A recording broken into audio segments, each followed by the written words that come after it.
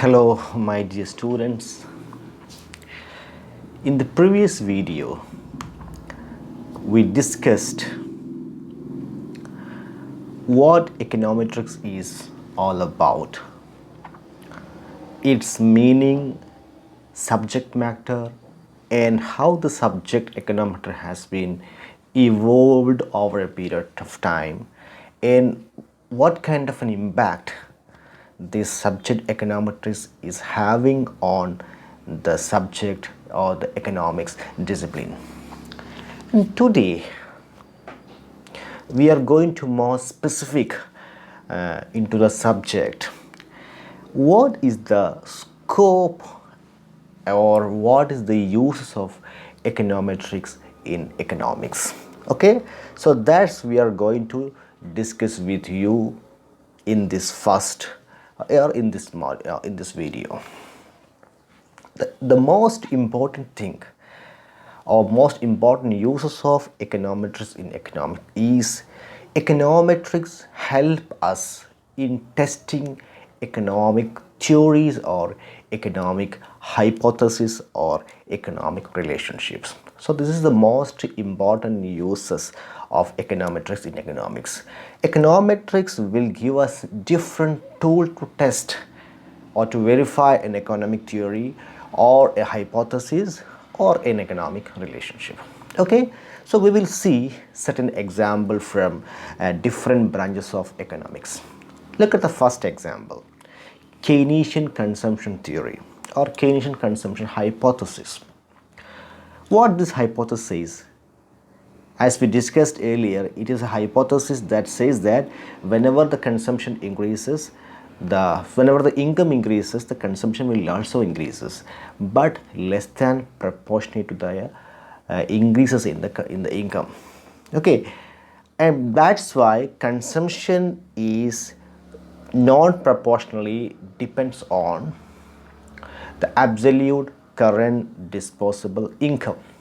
Okay, and this theory is having three conjectures. The first one is income is the only determinant of consumption. Current disposable income, that means income minus tax, is the only determinant of the consumption, and interest rate doesn't have any role to play in consumption pattern.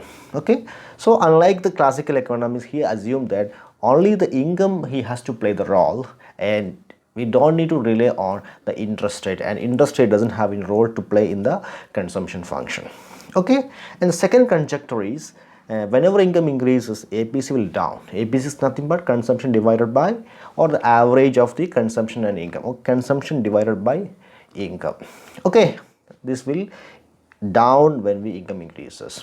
Okay, this is mainly because of whenever there's an increase in our incomes, all the increases in our income will not be consumed, we will save more.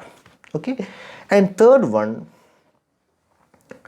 due to this fact, the MPC, the changes in the changes in the ratio of the consumption to income, that means changes in consumption divided by changes in income, is always lies in between 0 to 1. Okay, so this is the idea that the Keynes put forward. We want to test whether this Keynesian theory about, or Keynesian hypothesis about the consumption is right or wrong. How we can check it? We have to model this qualitative statement into a mathematical model. Just like C is a function of YD, or YD means disposable income. Okay, consumption depends on disposable income, or we can linearly change the relationships, or we can express this function as a linear form, like consumption is a function of, or consumption is equal to alpha plus beta YD. Okay, yes. So using certain econometric tool like simple linear regression model, we can find out the value of alpha and value of beta. Okay, and this alpha will tell us how much consumption a person needs when he doesn't have an income, how much he borrowed to how much amount of money he borrows when he doesn't have any income in order to meet the basic needs of the consumption. Okay, and the slope coefficient beta will tell us what would be the changes in the consumption when income changes? How much percentage of the income will change when there is a 1% change in the income? Okay, so in order to get this kind of things, we can rely on econometrics, and econometrics will give us an exact figure on an exact numerical value for your consumption or MPC. Okay, if this MPC is lies between 0 and 1, we can say that Keynes' idea about the consumption is right. And if it is beyond, if the value is beyond 1 or below the 0, or if the value goes negative, then we can say that we have to refute the Keynesian consumption hypothesis. Keynesian hypothesis doesn't hold for a particular section of the society that we have learned or that we have studied. Okay, so these things, how to verify Keynesian consumption function, that we'll study later on. Okay. Then another theory in the macroeconomics, liquidity preference theory. We want to check whether the Keynesian liquidity preference theory is right or wrong. What we can do, we can convert the statement made by Keynes like demand for money is positively depends on income. Okay, and this income, the people are holding income for various purpose like transaction and speculative purpose or precautionary purpose, and this first two motives, transaction and precautionary motives, are positively depends on this income, and the speculative motives, these are negative related to interest rate. Okay, and this theory we want to check for India. We can take demand for money data or money supply data as money demand is always equal to money supply. We can take M3 data, and we can take the interest rate like treasury bill rate or call money rate, and we can also take GDP or GNP, and we can check whether the Keynesian theory about demand for money hold true for India as a whole. Okay, so that can be done using econometrics, and this exercise we will do later on. Okay, then you can see a large number of theories are there in the macroeconomics like Ogun's law. Okay, what's Ogun's law? You might have learned that Ogun's law is nothing but the relationship between unemployment and GNP or economic growth. Okay, so Ogun's law is a phenomenon that was experienced in US, and that law never prevailed in any other countries. Okay, so Ogun's law is a phenomenon, is a law, or is a empirical law which was found only in US. Okay, and this says that when unemployment falls by 1%, GNP is likely to rise into 3%. Okay, so this was the idea that was given by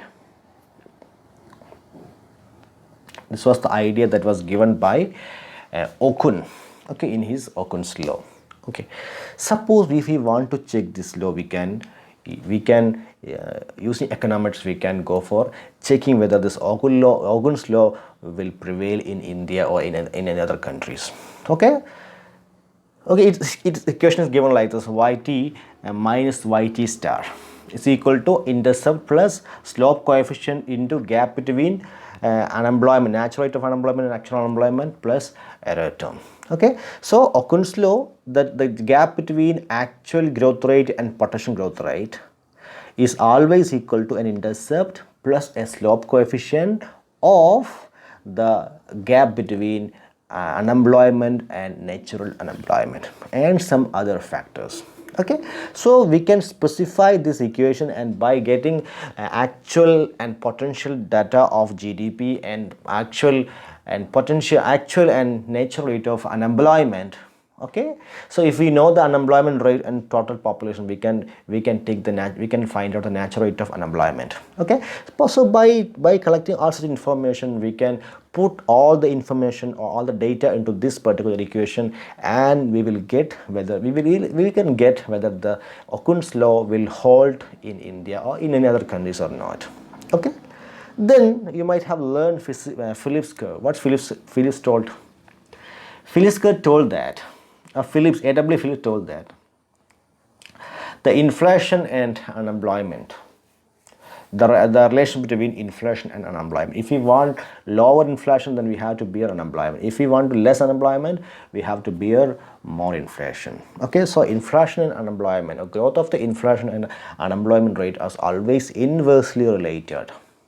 Okay, so we want to check whether this is hold true for a particular country or a particular region.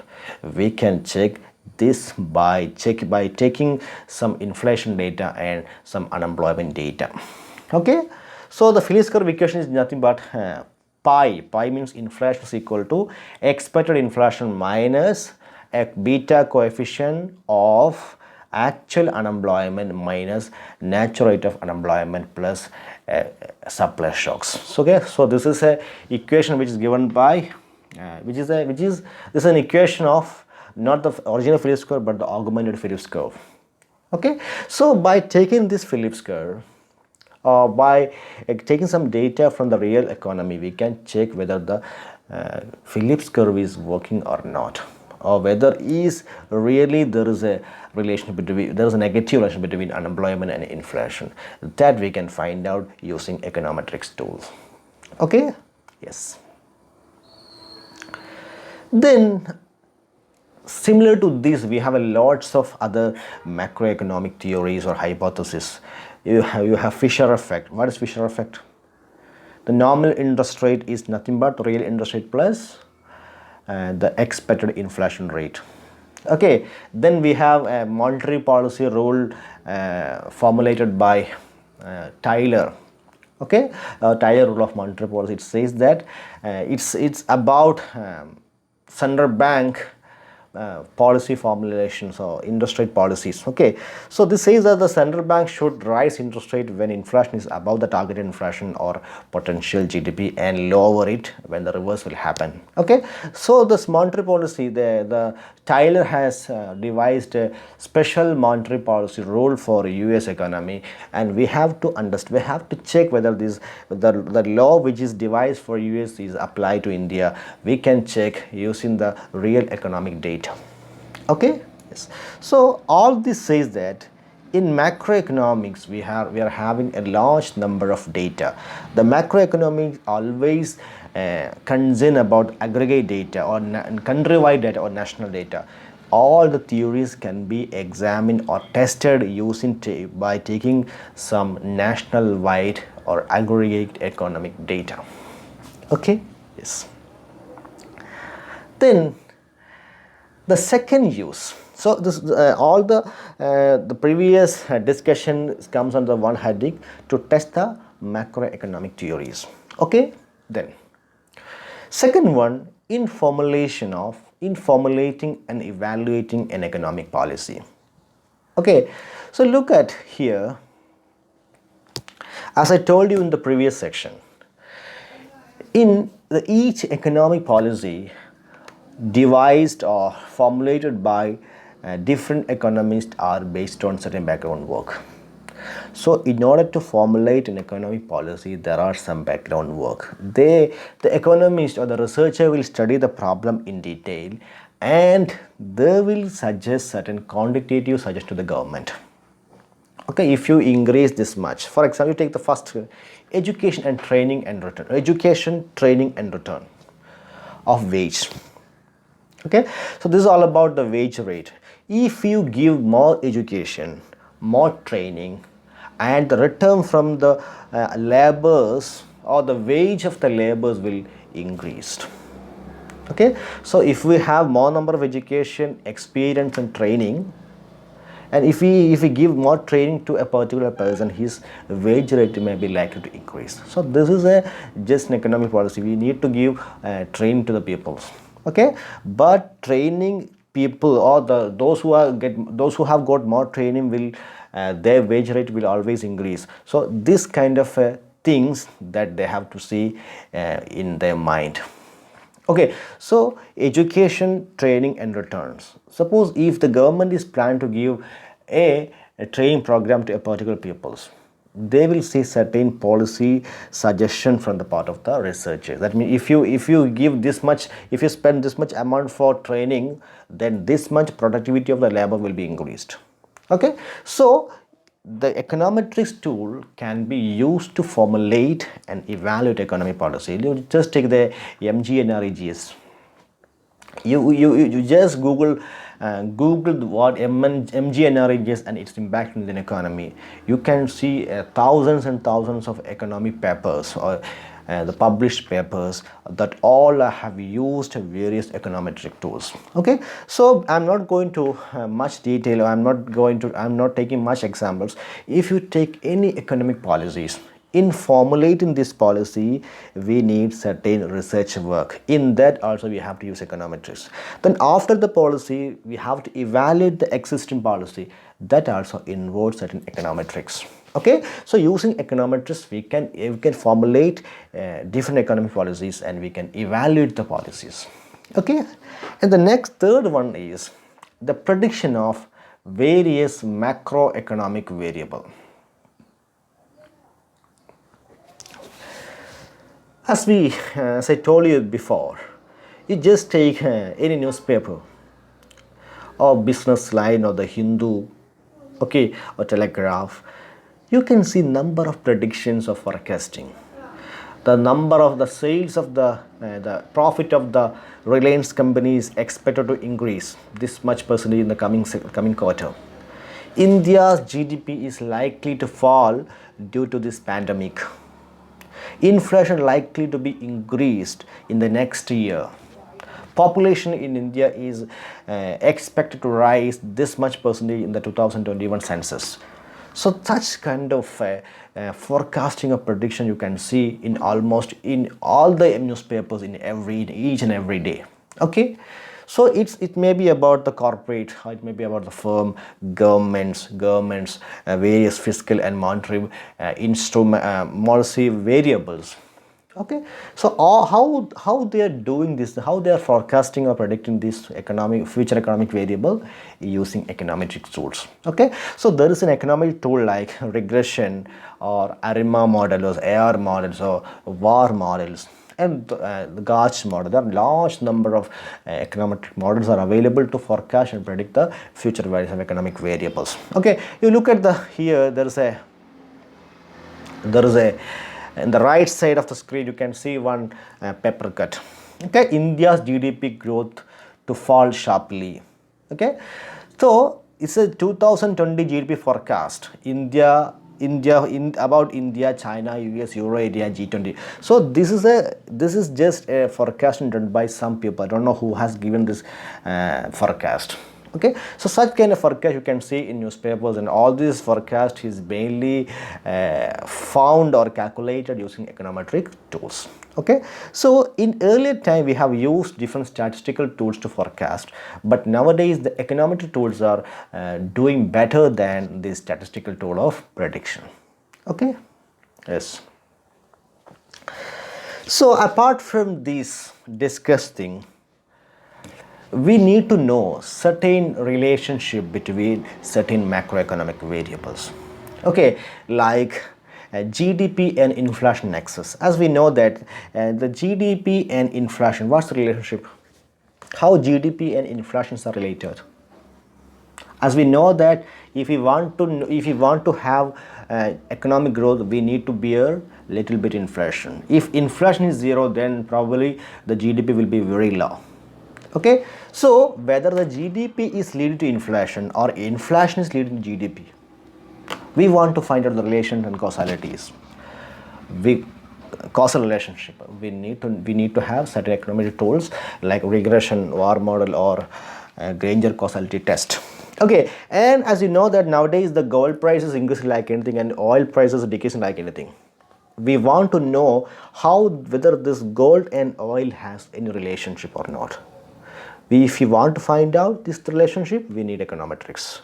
Money supply and inflation. As we know that when the inflation is very high, usually the monetary policy authorities, they will adopt a contractionary monetary policies, or they will increase the interest rate. Okay, suppose if they increase the interest rate, how much it will affect the inflation? Then growth and FDI, as we know that nowadays the foreign direct investment is a one of the policy variable in each and every economy, and how this FDI is affecting growth rate, whether the growth rate is leading to FDI or FDI is leading to growth rate, and what is the relationship between exchange rate and various macroeconomic variable, and what is the relation between the stock market and various economic variables. So in order to know the relationship between two or more than three variables, suppose if you want to know the relation between oil, gold, exchange rate and stock market, there are certain econometric techniques. Okay, so if you take any macroeconomic variables, if you want to find out the relationships, then you have to rely on econometrics. Okay, without econometrics we cannot numerically express this relationship. We can make some theories, but that theory, if you wanted to test, or if we wanted to test the hypothesis, we need econometric methodology or econometric tools. Okay, then apart from this above said macroeconomic tools, in microeconomic also we are using extensively econometric tools. Okay, and if we wanted to check whether the Cobb-Douglas production function will hold true in the case of Kerala industrial sector, if we wanted to learn that, we need to know certain economic techniques. What is the relationship between wage and education, wage and experience? Okay, if one more additional year of education is attained by a employee, how much this education will affect his wage rate? If we wanted to learn various microeconomic relationship or microeconomic theory, we need econometrics. Okay, so all these things, all these theories we will test using or by taking some real examples. Okay, and in finance, if we wanted to check whether the stock market is volatile or not, or exchange market is volatile or not, and whether the exchange rate volatility is leading to stock market volatility, or volatility in exchange rate is affecting the volatility of the stock market, what is the risk in the stock market, what is the return in the exchange rate market, what is the relation between gold market and exchange rate market. If we want to learn all these things, we need statistics or we need econometrics. Okay, and last one, in public-private sector decision making. Okay, so in public means the government decision making. Okay, you take the economic survey of the government of India, the recent economic survey you take it, you can see certain econometric experiment there. Okay, you take any reports published by the RBI series of publication. There's a series of publication made by RBI. You take the RBI publication. You take public finance policy reports published by National Institute of Public Finance Studies, NIPF. You take the studies published by NIPF, National Institute of Population, NIPS, National Institute of Population Studies. Okay, then if you take any report, any economic report published by any public authorities, okay, you can see they have used econometrics. Or you take the corporate sectors, you take any private corporates, their reports about the sales, report about the advertisement outlays and how it affected the sales. Okay, in all their reports we can see they have used certain econometric tools. Okay, so these econometric tools will help the public sector as well as the private sector in making their own decisions about their respective field. Okay, yes. So then, so this is all about the uses of and importance of econometrics in economics. Okay, so apart from these mentioned things, you take any of the subject in economics or related subjects. You take finance, you take management, you take commerce, they are also using econometrics. Nowadays, the commerce people or finance or management people, they are also using econometrics for their own purpose. You take industrial economics or agricultural economics, they are also using for verifying their own ideas or for testing their own laws. In microeconomics and macroeconomics, as I told you, then in public finance and development economics, in labor economics, in Islamic economics, you take any branches of economics, commerce, finance or management, in all such branches of science, they are using statistics, they are using econometrics.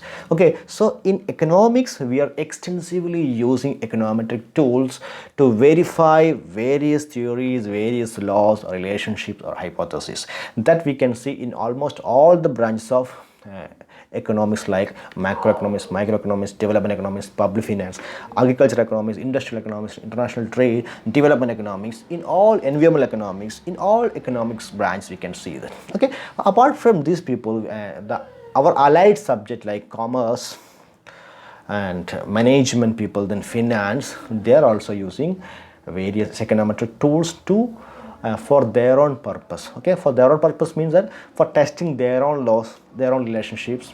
Okay, yes. Okay, so this is the scope and limitation, scope of the econometrics subject in economics, or what we can see the uses of econometrics in economics. Okay, I hope that you understood all the things what I have discussed. Okay, so finally what I'm trying to say that in economics and allied subjects like finance, management, commerce, we need econometrics. Without econometrics we cannot test our theories, relationship or hypothesis. If we want to test our theories, if we want to evaluate our policies, we need econometrics. Okay, so such kind of role is played by the econometric subjects. Okay, yes. Okay, so the next video I'll come up with some real time or real examples in econometrics. Okay, yes. Okay, then thank you.